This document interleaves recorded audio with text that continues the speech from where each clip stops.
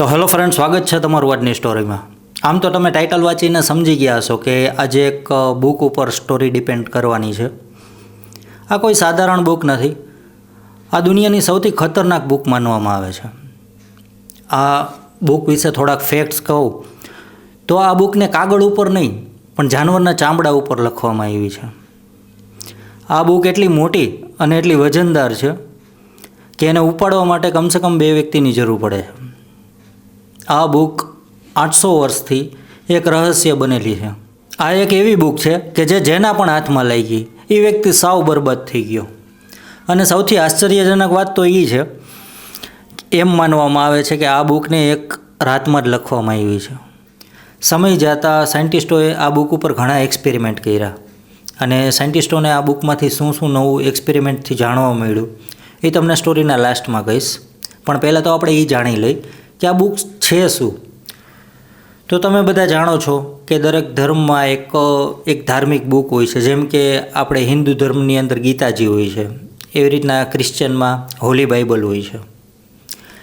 એવી જ રીતના આ શેતાનની બાઇબલ છે જેનું નામ છે ધ ડેવિલ્સ બાઇબલ. ત્યાર પછી આનું બીજું એક પણ નામ છે જે લેટિન ભાષામાં છે, કોડેક્સ ગીગાસ. અર્થ થાય છે કોડેક્સ ગીગાનો, લેટિન ભાષામાં થાય છે દુનિયાની સૌથી મોટી બુક.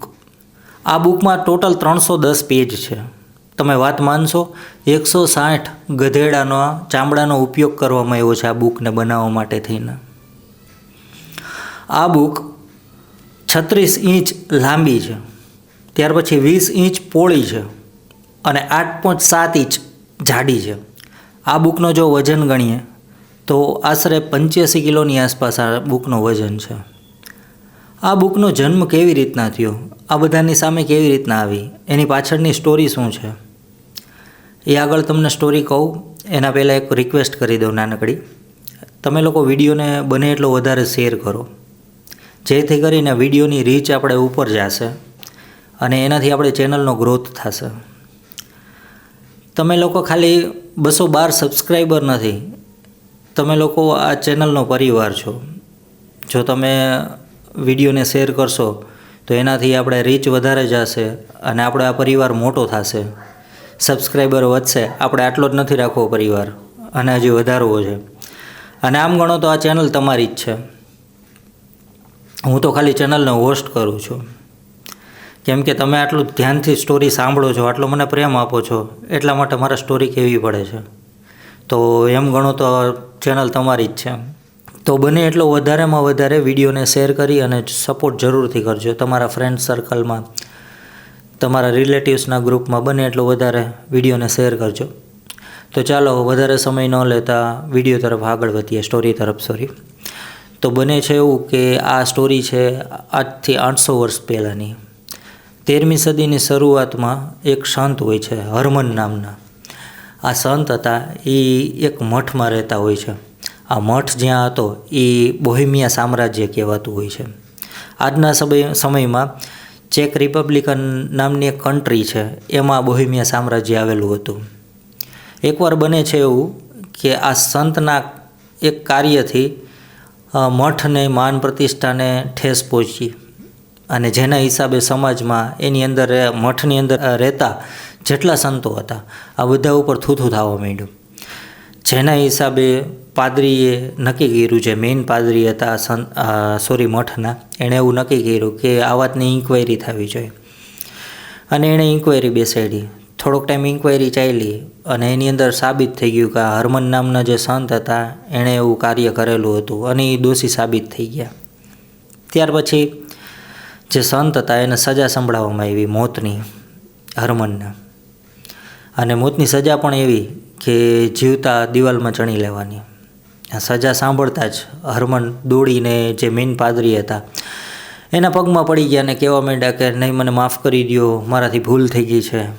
પણ મેઇન જે પાદરી હતા સંત, એણે એમ કીધું કે નહીં, આ વસ્તુ પોસિબલ નથી. તો હરમને મુખ્ય સંતના ચરણોમાં પડીને ઘણી આજીજી કરી, મને માફ કરી દો, મને મારી ભૂલની પસ્તાવો છે, પણ તમે મને જો એક મોકો આપતા હોય તો હું એક બુક લખવા માગું છું જે સમસ્ત માનવ સમાજનું કલ્યાણ કરશે, જે દુનિયામાં હજી સુધી ક્યાંય લખવામાં નથી એવી, જે આપણે મઠને ગૌરવાન્વિત કરશે. તો મને એક તમે જો મોકો આપો તો હું એક બુક લખવા માગું છું. બસ મને એક જ રાતનો ટાઈમ આપો, હું એક રાતમાં બુક લખીને તમને તૈયાર કરીને આપીશ. આવા જ જ્યારે બીજા બધા સંતોએ સાંભળીને તો એ અંદરો અંદર ચર્ચા કરવા માંડ્યા કે યાર આવું આવી રીતના તો કેવી રીતના બની શકે, એક રાતમાં તો બુક કેવી રીતના લખી શકાય. ત્યાર પછી અંદરો અંદર ચર્ચા કરી અને જે મુખ્ય સંત હતા એણે પોતાનો નિર્ણય કીધો કે જો હરમન, તું એક રાતમાં આ બુક પૂરી કરી શકતો હોય અને મને સવારે દેખાડી શકતો હોય તો હું તને સવારે બાઇજ્જત બરી કરી દઈશ અને આ મોતની સજામાંથી તને છૂટો કરી દઈશ. સંત માની ગયા. હરમન રાતના બુક લખવાનું ચાલુ કરે છે. ધીમે ધીમે કરતાં સમય વીતતો જાય છે. રાતના અડધી રાતનો સમય થઈ ગયો. પછી એને એવું રિયલાઇઝ થાય છે કે આ ઇમ્પોસિબલ વસ્તુ છે, એક રાતમાં આ બુકને પૂરી કરવી ઇમ્પોસિબલ છે, હું નહીં કરી શકું.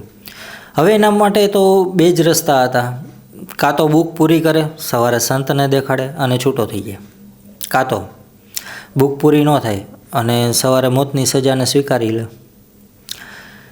પણ જે વસ્તુ નહોતી કરવાની એ હરમન હવે કરે છે. પોતે એક્સપર્ટ હતો, પૂજા વિધિ વિધાન બધું આવડતું હતું, ઘણો સમય મઠમાં રહેલો હતો, અનુભવી હતો.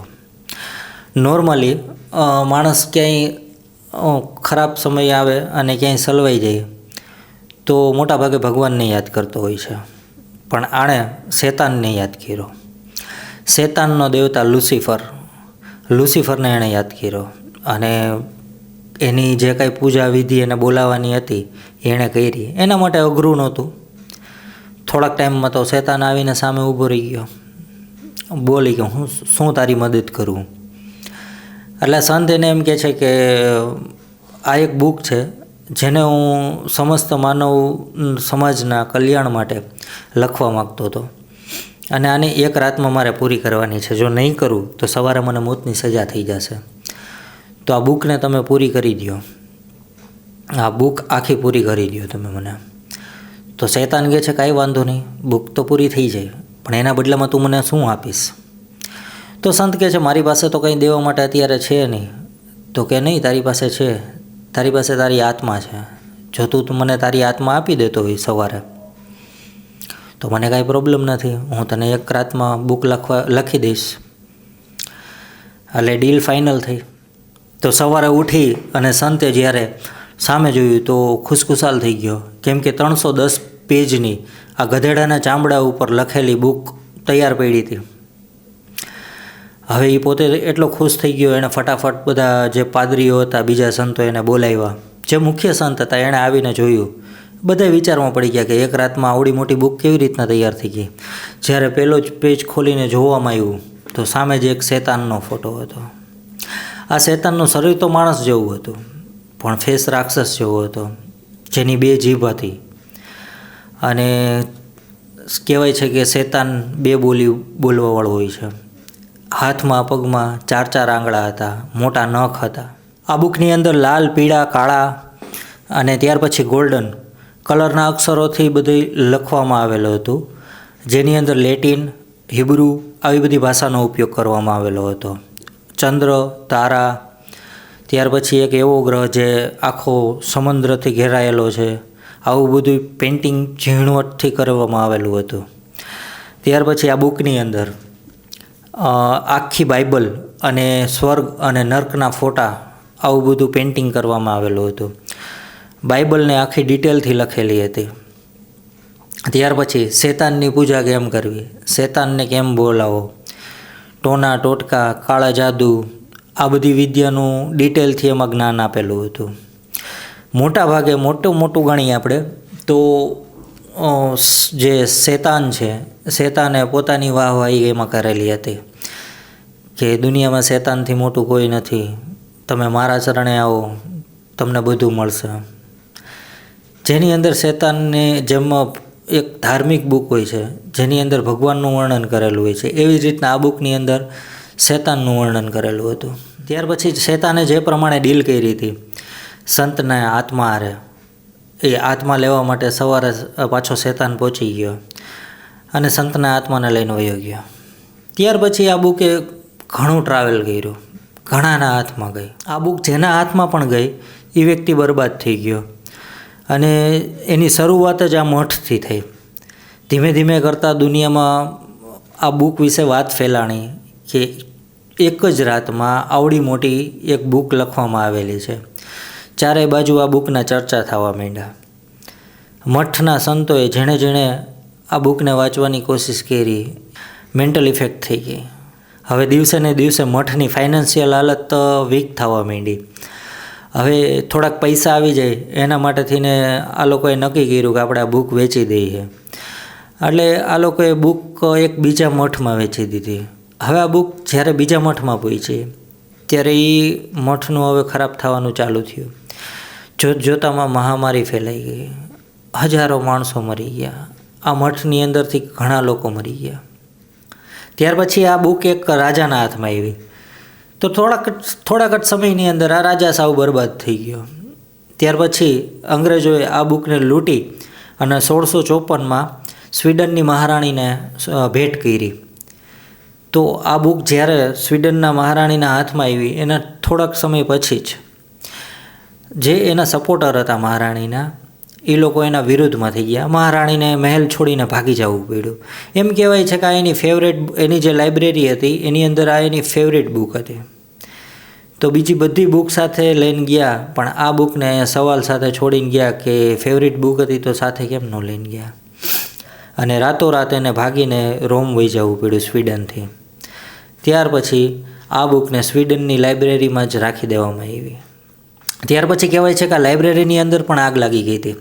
જ્યારે આગ લાગી ત્યારે 24,000ની આસપાસ બુક અને 800ની આસપાસ હસ્તલિપિ આ બધું સળગીને રાખ થઈ ગયું. પણ આની અંદર આ બુક બચી ગઈ.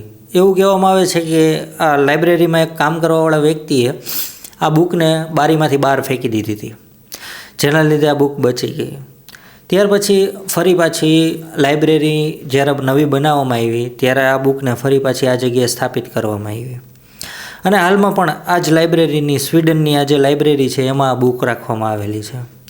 ધીમે ધીમે સમય બદલાણો, માણસો બદલાણા, નવી નવી ટેકનોલોજી આવી. ત્યાર પછી સાયન્ટિસ્ટોએ આની ઉપર શોધ કરવાનું શરૂ કર્યું. ઘણા સાયન્ટિસ્ટોએ આ બુક ઉપર સંશોધન કરવાનું નક્કી કર્યું અને સંશોધન કર્યું. તો આ લોકોને એની અંદર જાણવા મળ્યું કે આ બુકની પહેલી લાઈન કે છેલ્લી લાઈન લઈ લ્યો, એક અક્ષર એક સમાન છે, કોઈ પણ જાતનો ડિફરન્સ નથી, કોઈ પણ જાતની ભૂલ નથી. આ બુકને શરૂ કરી ત્યારથી પૂરી કરી ત્યાં સુધી એક જ વ્યક્તિએ આ લખેલી છે. આના ઉપરથી એ અંદાજ આવે છે કે એક પણ આની અંદર ભૂલ નથી. બીજું, આની અંદર એવી વસ્તુ લખવામાં આવેલી છે જે દુનિયાની બીજી કોઈ બુકની અંદર લખવામાં નથી. ત્યાર પછી વધારે આની અંદર સંશોધન કરતાં આ લોકોને એવું જાણવા મળ્યું કે જો આ બુકને કોઈ આટલું બધું ડિટેલથી એમાં જે પેઇન્ટિંગ કરેલા છે, જે નાના નાના ચિત્રો દોરેલા છે, આ બધુંને જો કોઈ ડિટેલથી દોરતું જાય અને આ બુકને આખી પૂરી કરે, જો કોઈ લખે તો આ બુકને મિનિમમ પૂરું થતાં 25થી 30 વર્ષની આસપાસનો સમય લાગે જો કોઈ એક વ્યક્તિ આ બુકને લખે તો. અને જો એકસાથે ઝાઝા લોકો આ બુકને લખે તો સ્વાભાવિક છે અક્ષરમાં ચેન્જ થઈ જ જવાનો છે. પણ જો કોઈ એમ પણ છે કે 25થી 30 વર્ષ એક ધારો કોઈ વ્યક્તિ જો આ બુકને લખવા બેસે તો સમય અને એની ઉંમર જે વધતી જતી હોય એના હિસાબે એના હેન્ડરાઇટિંગમાં થોડોક ડિફરન્સ થવાનો જ છે. પણ આ બુકમાં એવું કાંઈ નથી. જે બુકનો પહેલો અક્ષર છે ત્યારથી માંડીને છેલ્લા અક્ષર સુધી એક જ સરખો, ક્યાંય પણ જરા કંઈ ભૂલ નહીં. સાયન્ટિસ્ટો શેતાન જેવી વાતમાં તો કંઈ માનતા નથી, પણ હા એટલું જરૂર માને છે કે આ જે બુક છે એને કોઈ એક વ્યક્તિએ લખેલી છે અને બહુ શોર્ટ ટાઈમની અંદર લખેલી છે. તો આ સ્ટોરી કેટલી સાચી છે કેટલી ખોટી છે એનું મોટું પ્રૂફ આ બુક જ છે, જે હાલમાં હજી સ્વીડનની નેશનલ લાઇબ્રેરીમાં રાખવામાં આવેલી છે અને જે હાલમાં હજી ત્યાં છે. તો આ હતી દુનિયાની સૌથી ખતરનાક ડેન્જર બુકની સ્ટોરી. તો આજની સ્ટોરી તમને કેવી લાગી તે મને કમેન્ટ કરીને જરૂરથી કહેજો. તો હજી ચેનલને સબસ્ક્રાઈબ ન કરી હોય તો ચેનલને સબસ્ક્રાઈબ પણ જરૂરથી કરી લેજો. તો ચાલો ફરી પાછા મળીએ નવી સ્ટોરીમાં. આપે આપનો કિંમતી સમય આપ્યો એના માટે ધન્યવાદ.